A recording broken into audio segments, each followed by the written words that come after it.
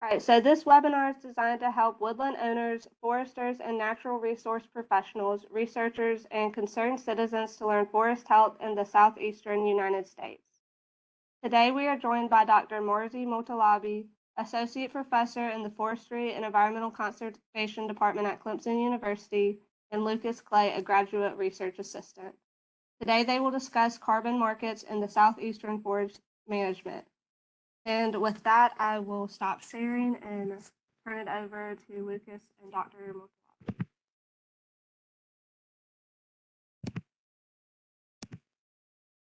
And Lucas, you should be able to share now.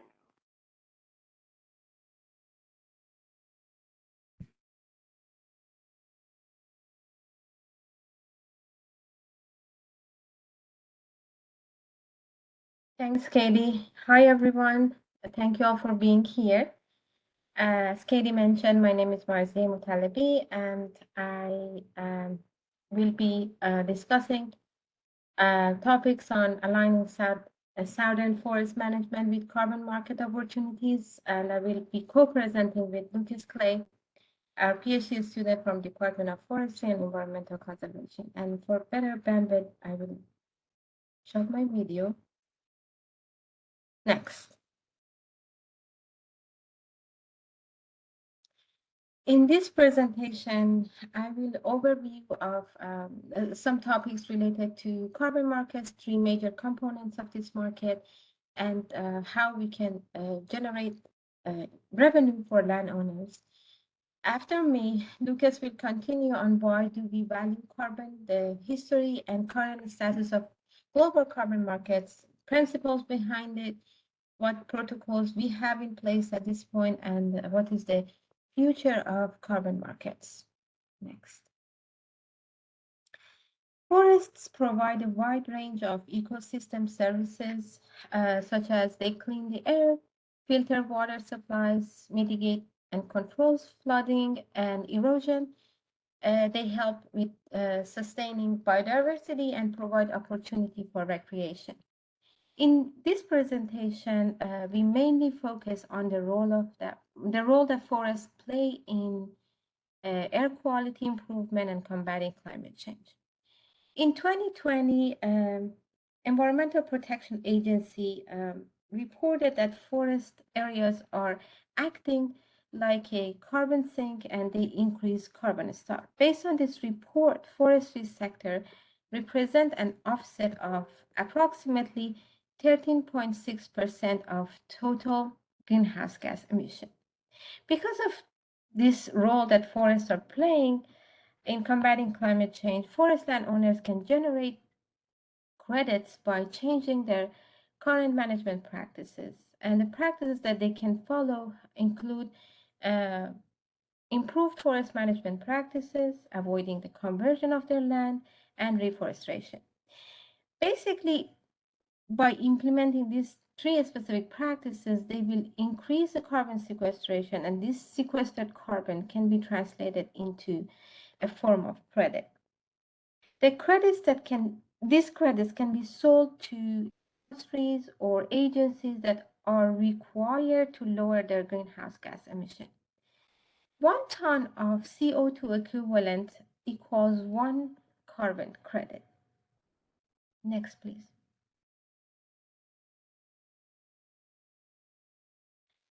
Okay, how to generate credit? If a forest landowner change their management practice, their business as usual practice, based on one of the practices as I mentioned, they can sequester more carbon, and they sequestered carbon over time can be translated, as I mentioned, into credit. This figure shows a very simplistic view of computing carbon credit. The gap between business as usual and implemented practices show that how much carbon has been sequestered over time and how much credit we can gain from the new management practices that we put in place. Carbon credits need to pass through three specific tests to be called a valid and viable credit. The first test is additionality. Additionality requires the the forest projects sequester more carbon than the situation that we had as business as usual. Projects must show that the carbon sequestration would not have happened without the development of the specific offset project. The second test is permanency. Permanence requires that greenhouse gas emission removal to be maintained for a long period of time. For example, in case of California carbon market, the requirement was 100 years. Also, the last test is non-leakage. Leakage from carbon offsets happen when greenhouse gas reductions in one place, in one area, results in an unintended increase in greenhouse gas emission in another location. And project operators must show their project does not cause excessive leakage in another location. Next, please. There are three major components in carbon marketplace. The first, we need to know how many types of carbon markets we have. We have two major markets under carbon market. The first one is compliance market. Compliance market created by the need to comply with a regulatory act, also known as cap and trade programs. The second type of market is voluntary market, and voluntary markets exist where companies or individuals buy carbon credits from for a voluntary reason, such as they have commitment to protect environment, or they want to show social responsibility in their company. The second component of this marketplace is registries. Carbon registries, actually carbon offset projects, normally are registered and tracked by various independent registries such as American Carbon Registry, Climate Action Reserve, or Vera. Every registry uses different forest carbon accounting protocols. They have different accounting rules. They have different monitoring, reporting, verification, and certification requirements. And it's crucial for you to understand the differences between different registry protocols to select which measurement and which type of verification standard is best for you and for your project. A carbon project that can be viable under one registry may not be viable under a different registry protocol. The last component of this market is carbon developers. Carbon developers are groups that work with landowners in developing carbon projects, and they work with landowners in trading the credits in carbon market. To ensure that a carbon project is eligible and follows a specific protocol, landowners must submit a very detailed list of the type of the project they want to follow, the location of their land, the ownership of their land, species, forest species, forest type, and also the most important part is the future plan for the land. Once these items are submitted to a project developers work with landowners on designing and installing a carbon inventory that works for that landowner. Next. So why are we talking about carbon credits in the Southeast? One of the most important part is the forest lands in the Southeast averages almost 16.5 million acres per state. I was reading this report by Dr. Shockley and his paper on Southern Ag Today in October 2020, this month. And he mentioned, beside the fact that we have a huge potential because we have a lot of forest land, in average, 85% of these forested areas are owned by private landowners. So private landowners can benefit from joining carbon markets, and carbon markets could provide a new or additional revenue stream for forest landowners. Joining a carbon market can be a good fit for non-industrial private forest landowners with lower opportunity costs. For example, they have lower timber value, or forest landowners who are not planning to harvest for a long period of time. Next. By joining carbon market and managing carbon-oriented forest management practices, landowners actually providing co-benefits to the society. Their practices provide environmental co-benefits such as enhancing wildlife habitat, increasing water quality, and improving soil health. And also they're helping with biodiversity conservation. Next. How can forest landowners create credits? First of all, landowners need to sign a contract and commit to generate credits. They have to acquire current forest inventory by a professional forester, and they have to provide a detailed list of forest type, as I mentioned, size of their land, the ownership, the future plan, and the tree species on their land. Also, they have to obtain and follow a specific forest management plan to ensure that sequester of carbon happens above their business as usual practice. They might have to certify their forest, depends on the protocol that they are following. And they, for example, one of the certification can be SFI certification, Sustainable Forestry Initiative certification. They have to keep a written record of ongoing practices, management practices in their land, and also they have to commit and allow monitoring, a developer monitoring of their land. It depends on the protocol. The monitoring can happen once in a year or every 6 years. As I mentioned, depends on the protocol that they're following. And some of the protocols require conservation easement. For example, California carbon market used to ask for conservation easement. But these are the steps that the landowner needs to take before they are eligible to receive any credit. Next. Okay, so the decision of joining a carbon market can have a lot of uncertainties, and landowners can have a lot of questions, understandably, because there are several risks involved with joining this market. For example, if we have a lot of new offset projects that can impact the supply of these credits, and changing the supply will change the price of each credit, or regulation might change and that can affect the demand for credits. The demand might go up and then the price will go up. The demand might go down and it changes the price. So we need to take those risks into consideration when we are making a decision to join a carbon market.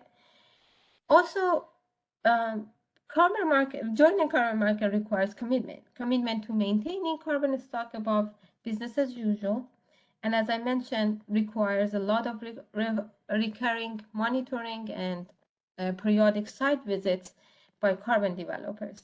Also, joining the entry cost of the market can be high.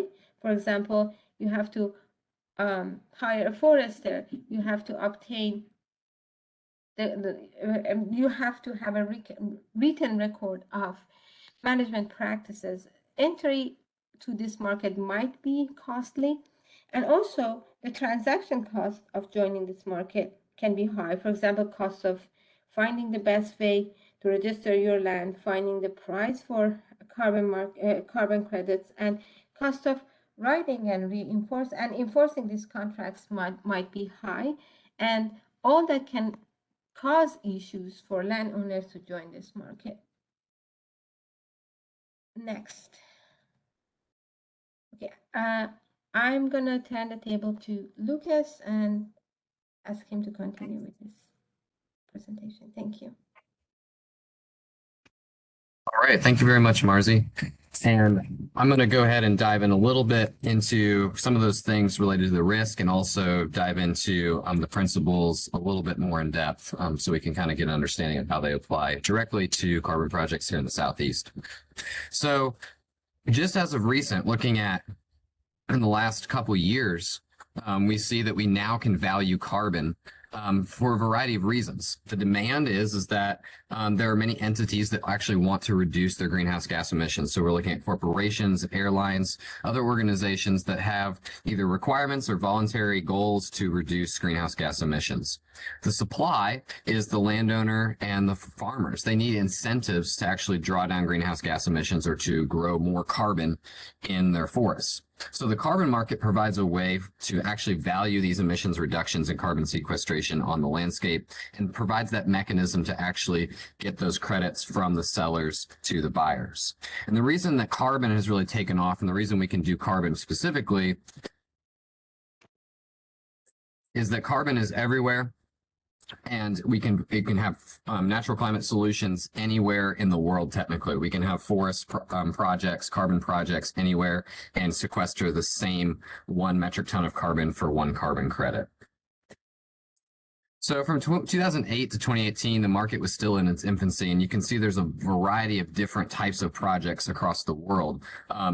Most notably, there are only about 170 forestry and land use projects, where there is around 600 energy efficiency and fuel switching projects. So you can see there are all types of different projects. Today, we're going to focus mostly on those forestry and land use projects, which are actually garnering a higher price, which I'll talk about in a moment. So this graph really gives us an idea of how the markets have been evolving over the last 25 to 30 years.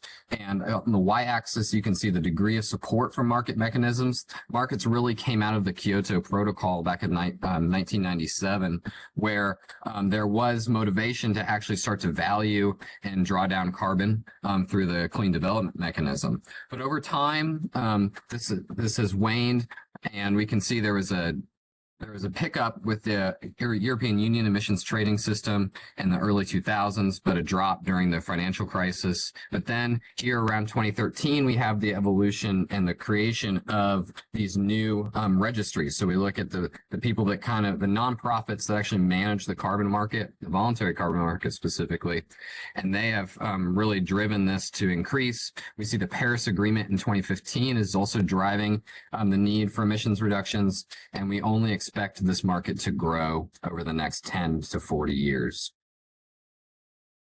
So is there some really good evidence for this growth? We see that the voluntary carbon market topped $1 billion in 2021, actually was around $1.8 billion. And the price of credits rose to about 12.7 metric tons per credit, or compared with $4 per metric ton. So this has increased significantly, and it's expected to increase by about a factor of 15 by 2030, and also up by 100%, a factor of 100 by 2050. So this market is expected to grow significantly.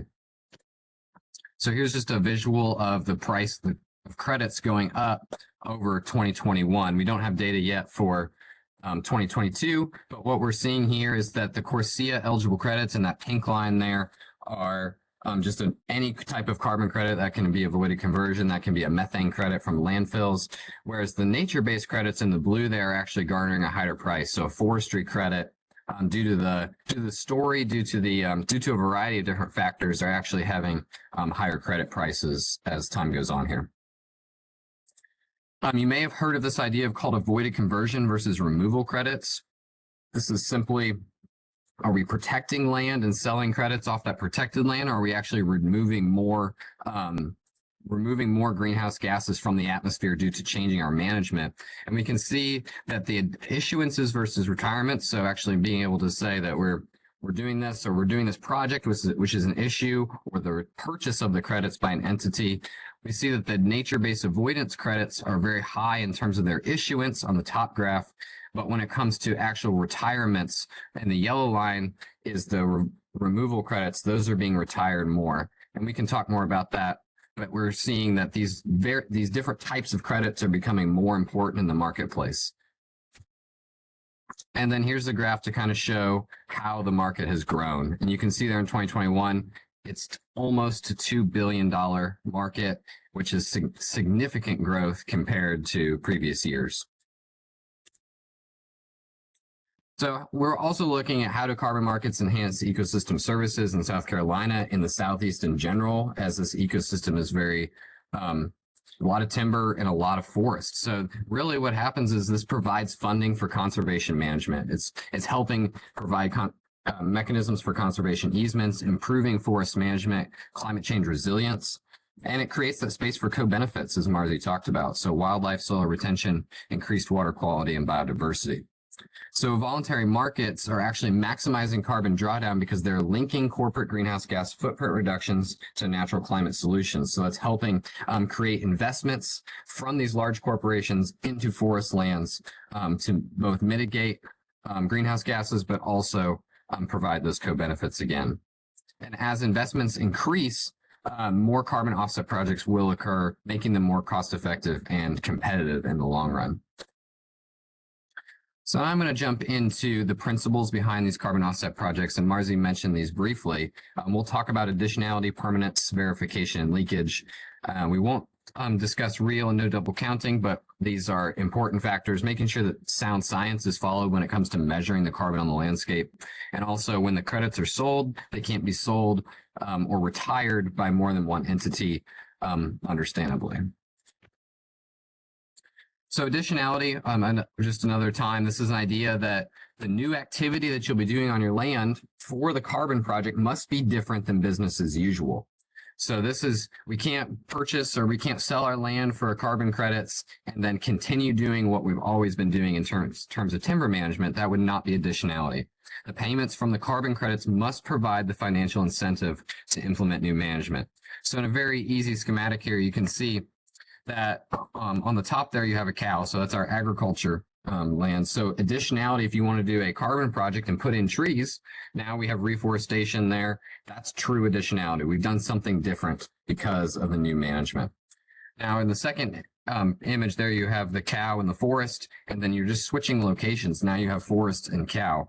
So what's happening here is there's not really any additionality. You might have changed locations or done something different, but the carbon didn't really change due to carbon market financing. And the last one is actually you're increasing emissions because you're going from forestry to agriculture. The second important tenet is permanence. So permanence, as Marzieh mentioned, is retaining carbon on the landscape for a certain amount of time. A lot of the carbon projects require or look at 100 years as the baseline for permanence. Now, other protocols, that was very traditional when it comes to the compliance market, as Marzieh mentioned, but we're looking at some of the other projects now, we're looking at closer to 40 years for what we would call permanence, making it easier for landowners to get into the market. There are other types of programs that calculate permanence through what we call ton-year accounting. And easements are what give permanence its strength. So a lot of these projects do require some sort of easement to make sure that the projects will stay in force for 40 years, at least. On the other side of things, there's the buffer pool. So buffer pools are created to account for unavoidable reversals. So this is if there's fire on your land, severe weather, or avoidable reversals elsewhere. So about 2 to 29% of verified carbon credits on the property will go towards a buffer pool to account for those reversals. So for example, if you look at the schematic, if all the blue area is your property that's in a carbon project, the green area is also part of your project, but it goes towards the buffer pool in case, and essentially as an insurance plan in case something goes wrong. Measurement and verification is really important in this process because we want to be able to show that there are actual greenhouse gas emissions reductions taking place on the landscape. So there's a couple various ways that are used on the common practice baseline and the comparison plot baseline. This is how we can start from year zero and determine how much carbon is increasing over time. Common practice baseline takes ecological regions across the United States and measures your forest productivity against those common practices. The comparison plot baseline is a little bit more stringent method, as in it's measuring various plots across the landscape, and we're comparing a plot that's not in a carbon project versus a plot that is in a carbon project. So if you see this picture here, we have the dotted line down the middle, and then let's imagine on the left side is a carbon project and the right side is not a carbon project. In those two circles, we're going to measure the carbon within those plots, and we will compare the carbon. On the left side, we will subtract the carbon from the baseline, and we will see the difference in carbon between the two plots, and that will be the carbon associated with the additionality and with the carbon project management that is occurring. Marzieh also mentioned leakage. So leakage is this emissions reductions achieved in one location that is subject to emission control regulation is diminished by increasing emissions in unregulated locations. So all that being said, what happens is when we start to do carbon projects, it's going to affect the timber market because we're taking some timber out of rotation. So if we look at these images here, we see the 3 green dots. Those are going to be new carbon projects on the landscape, whereas they previously may have been timber production, whereas the blue dots are still in timber production.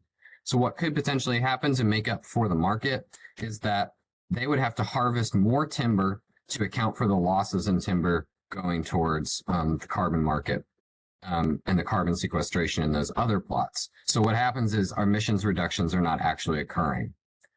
A lot of the protocols do have some accounting for these issues, but this is an area ripe for research, and there's continual work being done on the protocols to help alleviate these issues. So I'm going to start by talking about carbon project developers, work our way up to protocols and registries, and this kind of hierarchical standpoint here so that we can understand how carbon projects are actually implemented. So first of all, when you're a forest landowner, you have to look and understand how can you maximize carbon on your landscape. And there are 3 major types of projects, as Marzieh mentioned, the first one being improved forest management. So improved forest management is just what it says. We're trying to do different practices that are going to maximize carbon on your landscape. So this can occur simultaneously with harvesting, but whether or not it's harvested, it has to be viable for commercial harvest to account for the additionality. Broadcast fertilization cannot occur, and it also typically will require enrollment in these things like FSC, SFI, and tree farm. So some typical management practices that would include native species, increase the distribution of forest age classes. So increasing rotation ages, thinning diseased and suppressed trees, managing competing brush, increasing stocking and maintaining stockings. All of these are viable management practices, and it just depends on the health of your own forest based on what you and your forester would decide to do to maximize carbon sequestration. So again, going back to additionality, these practices must occur due to selling offset credits. You can't already be increasing stocking in understocked areas prior to a carbon project with other funding. It must be used from the carbon offset sales. So here's a quick graph about how additionality actually occurs with improved forest management. So first of all, like I said, you have to determine the management practices that work for your land. So then you're going to enter into a contract with one of those protocols that is improved forest management or IFM. And then you're going to implement that carbon management in addition to or in place of timber management. So if we look at this one, this is going to be in addition to timber management. This is a typical graph where you see carbon sequestration on the y-axis and time on the x-axis, and timber management and carbon increases over time, and then landowners will be paid for the wood products. If we do a carbon project, you may start mid-rotation, where you implement these new management practices, and then you increase your carbon sequestration with that large green arrow there. So what you can see when it comes to actually creating the baseline is the green arrow going left to right there, where you can see that we did not go all the way down to carbon at 0. We went just where we started with the new baseline. So you're only paid the amount of carbon you can see with the yellow arrow there. The other type of project is called avoided conversion. Avoided conversion is where landowners can be paid because of imminent conversion. So if there's a potential for your land to be bought and sold for housing developments or your near urban areas, it is possible that you could participate in the market through avoided conversion. So a land appraisal is required to make sure that it is suitable for conversion. There has to be imminent conversion, very close. And then long-term sustainable management is required. So you can see here in the graph, again, carbon sequestration on the y-axis, time on the x. The project start would be in year 0, where business as usual is the total loss in carbon because the area can be completely harvested. But so that creates your baseline. You actually get a baseline of 0. So continuing to your sustainable forest management and continuing to maximize carbon sequestration on the landscape there will actually give you maximum credits from 0, as you can see with the yellow arrow. The last major practice is called reforestation, simply planting trees on land that has been cleared for more than 10 years. This is in place to discourage any reforestation projects that would occur directly after a clear cut. So again, this baseline is also 0. So all managed above ground carbon post planting will count as additional carbon removals, but harvesting can often not take place for at least 30 years after the project start date. So next, we're going to look at the protocols, and the protocols are what kind of govern these different management practices. So the compliance market protocols, the major one is called the Forest Project Compliance Offset Protocol, includes these 3 main management practices. And payments are typically made for sequestered carbon every 6 years after verification. Because it is the compliance market out of California, they often garner higher prices. And they contribute to natural climate solutions and co-benefits because of this, again, 100-year easement to try and create that permanence.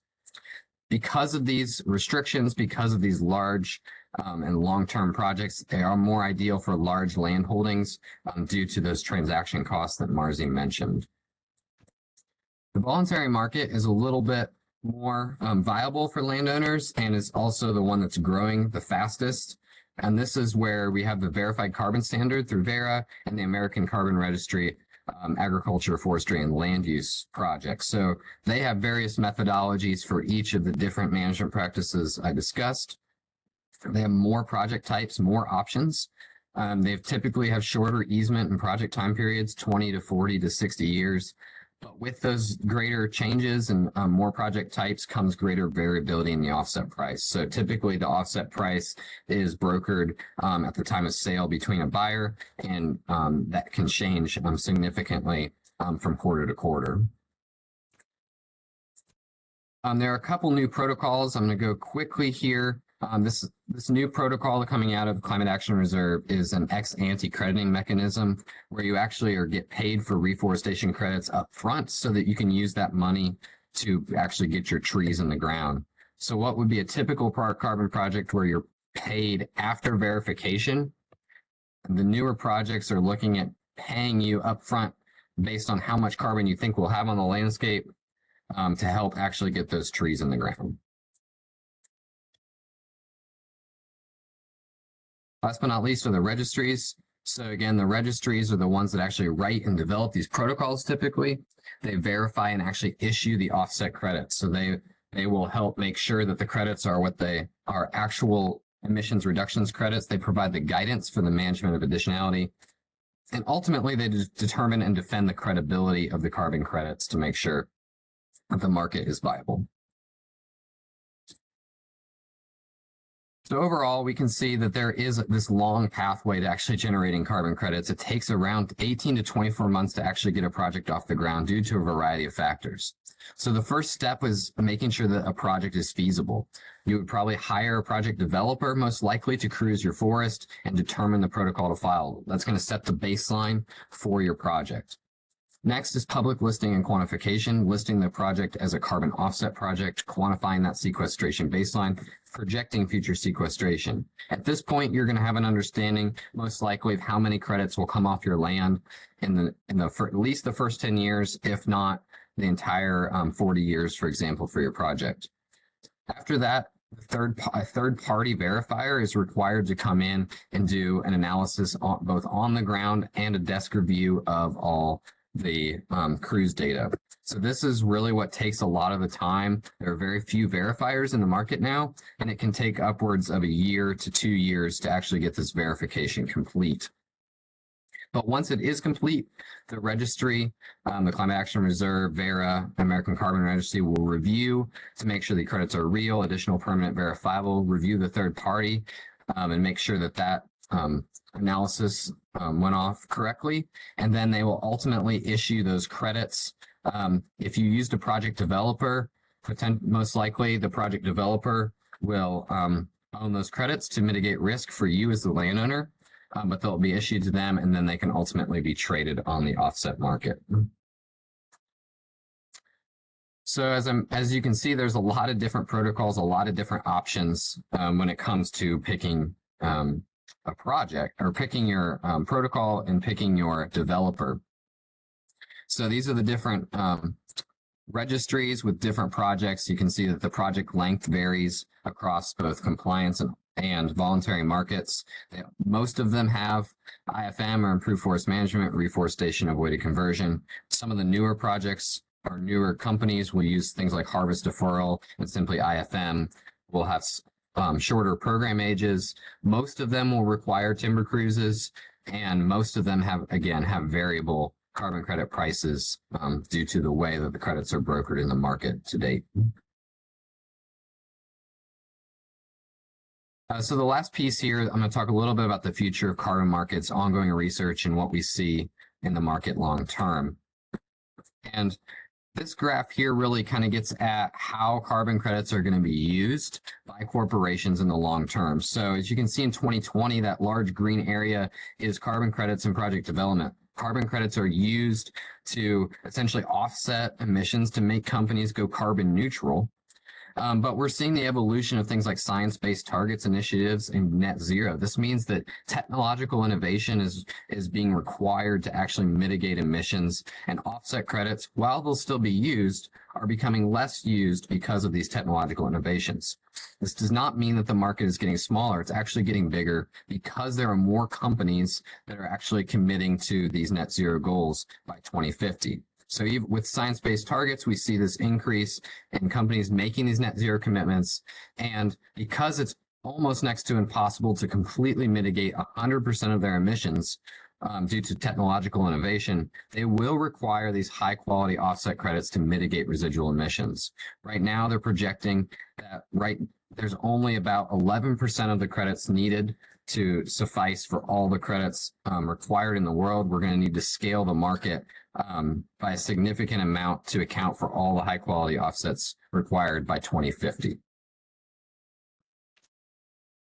For example, Clemson University's goal is to be carbon neutral by 2030. So there's a variety of different things they're looking at to make sure this happens. So carbon-free energy sources, energy efficiency, building energy efficiency, conservation management, waste elimination, transportation energy efficiency, and then ultimately carbon offsets. So carbon offsets are extremely important for what we would call scope 3 emissions or value chain emissions, where it's very difficult to quantify, but we also know that those emissions are significant and will require offsets in the long term. We also look at the future goals for forest valuation. So we've talked a lot about carbon specifically and a little bit about the co-benefits, but from a nature-based solutions, we want to be able to capture all the ecosystem services that are produced in forested ecosystems. They're not really accounted for in carbon market protocols. They're accounted for in the sense of, like, we can tell a story about your land, and corporations like to be able to say that they're investing in nature-based solutions, but it's not really actually being valued. So over time, being able to do systems like payments for ecosystem services that account for water quality, for carbon sequestration, for sediment retention, all these different ecosystem services on the landscape, recreation, etc., aesthetic value, are all going to be part of additional research and additional credits as time goes on for nature-based solutions in general. So I got a couple minutes. I'm going to go through a couple FAQs that we typically get. Maybe this will answer some questions, and then we will have some time for questions. So forest eligibility is really important. So if your land is currently not under a restrictive management easement, you could be eligible for some or all carbon market protocols. So as I kind of mentioned with additionality, it's typically you must allow harvesting or conversion on your land to create the additionality required for a project. Prescribed fire, if you have longleaf or you have a situation where prescribed fire is important to your ecosystem management, it can be implemented if it's included in the initial carbon accounting. So we're not counting brush or down a woody material towards the carbon accounting. We can actually burn that as necessary to maintain ecosystem health.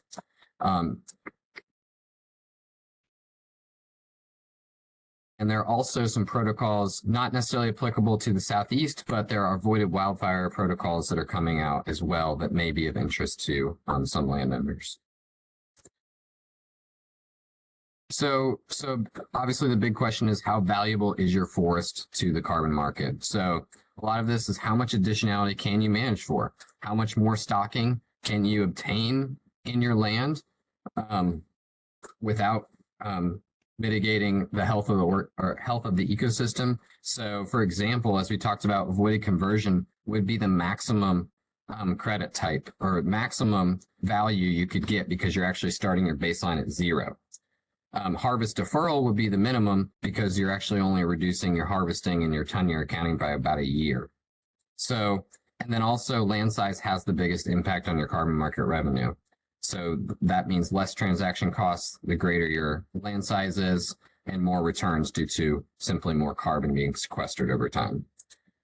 And also, the length of time you're willing to enter into a carbon project is often directly correlated to the value of the credit. We see that vintage, we see that length of permanence is becoming extremely important to knowing that the credits are removal credits, first of all, and that they're actually contributing to greenhouse gas reductions over the long term. So things are changing in terms of how you're being paid. The project developers, as I briefly mentioned, are taking on a lot of the risk related to carbon projects, which means that you can, as a forest landowner, could potentially receive what we call an upfront payment and a per acre payment. So you would contract with the project developer for a certain per acre payment upfront based on their modeling of your land, and then subsequent payments per year up to the termination of the project. This payment is often reevaluated every 8 to 10 years, though this may change. And this provides a little bit more risk reduction for the landowner to actually get into the market. The other way is the traditional method where the credits, once they're retired, the project developer would take potentially 20 to 30% of the value of those credits for all the transaction, and you would receive 60 to 70% of what the credits sold for on the open market.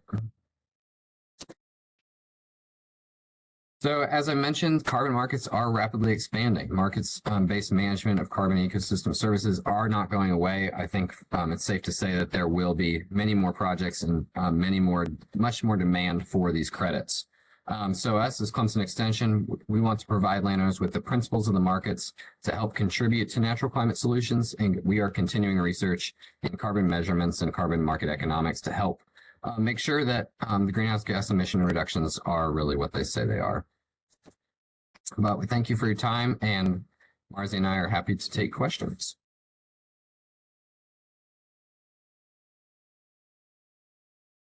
Thank you, Dr. Motallebi and Lucas, for an excellent presentation. And we do have a few questions, so continue typing more questions into the chat box and we'll try to get to those. Some of the questions so far: what are the best choices for small landowners as far as getting set up with carbon credits?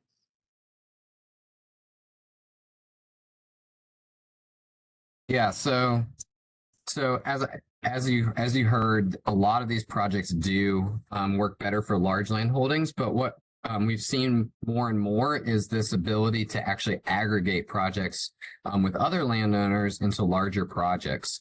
So being able to connect with a project developer is probably going to be your best bet, and asking them, hey, can we aggregate with other people, or if you have other land holdings across the state, you could aggregate those lands together under some of the voluntary protocols. The voluntary protocols will allow for those types of managements. Improved forest management is probably going to be the best bet for those small landowners, depending on previous management and easements, as I mentioned.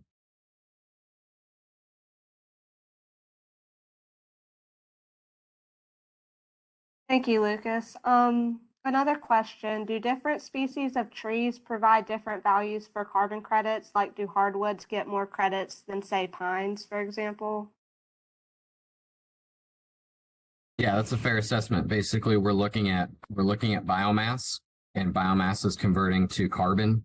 So you have a rate of sequestration versus total sequestration that would have to be taken into consideration, and that's where modeling and length of project would really make a big difference there. But by and large, we do see hardwoods are going to sequester more carbon over the long term. Sure.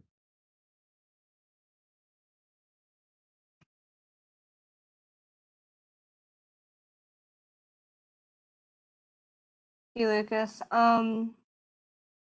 Some of the other questions, could you discuss the pros and cons of ton per year accounting programs for landowners? Yeah. So the ton year accounting requires it requires that we talked a little bit about leakage, and leakage is probably the biggest aspect where ton year accounting falls apart, because we see that we can't get everybody on the landscape to be involved in a carbon project at the same time. It's very much it's a patchwork. So when you're only sequestering carbon for 1 year, and then you actually you can potentially cut that carbon down or lose that carbon to timber the following year. We don't have the permanence that the market is requiring. So we see a lot of companies and a lot of people, they want to know that their forest is going to stay as forest for a certain amount of time, and 1 year is just not enough for a lot of the carbon credit buyers to trust that when they say they're making a greenhouse gas reduction, that they're actually making that reduction. So there's definitely value to harvest deferral, but when it comes to actually mitigating climate change and reducing the potential for greenwashing, increasing permanence on the landscape through 40 to 100-year projects are going to be more viable. And that's also going to garner you a higher credit price in the long term. I think we're going to have time for 1 or 2 more questions, but could you talk more about the avoidance conversion and how close development has to be in order to kind of get that credits and set up? Yeah, so it definitely is a case by case scenario, but a lot of the avoided conversion, again, it requires an appraisal. There could potentially be already an offer for the land. There could also be impending development near the land. So we're looking at 1 to 2 to 3 miles away, very close, really. And it has to be viable for development as well. And that's where the appraisal will come in. So there are a lot of steps to be taken to make sure avoided conversion can be implemented correctly. Again, to make sure that the additionality is really, if that would actually be converted in the near future. All right, and one last question I think might be all we have time for. But what does the impact of invasive species like Chinese tallow play on getting set up with the carbon market and carbon credits?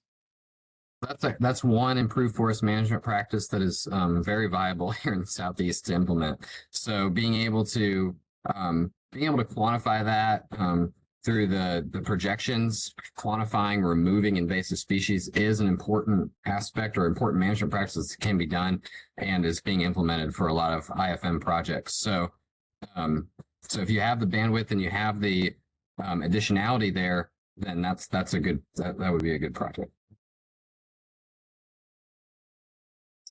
All Want to right. add, Marzieh?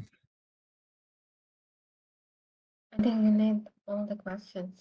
Okay, so I just wanted to mention that if someone have any questions or more interested in knowing what we have been doing in past years, you just can Google my name or Lucas last name, Lucas Clay.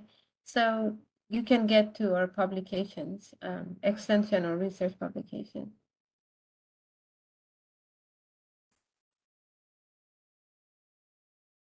All right. Thank you, Dr. Motallebi and Lucas, for your time and effort to make the presentation today. And thanks to all of our participants for joining in. If you selected to earn CEUs for the webinar, please return to your open browser window at forestrywebinars.net to continue the process that's offered by Step 2 to receive CEU credits and Certificate of Completion. And if you have any more questions, feel free to email me at my email and I can get back to you with that.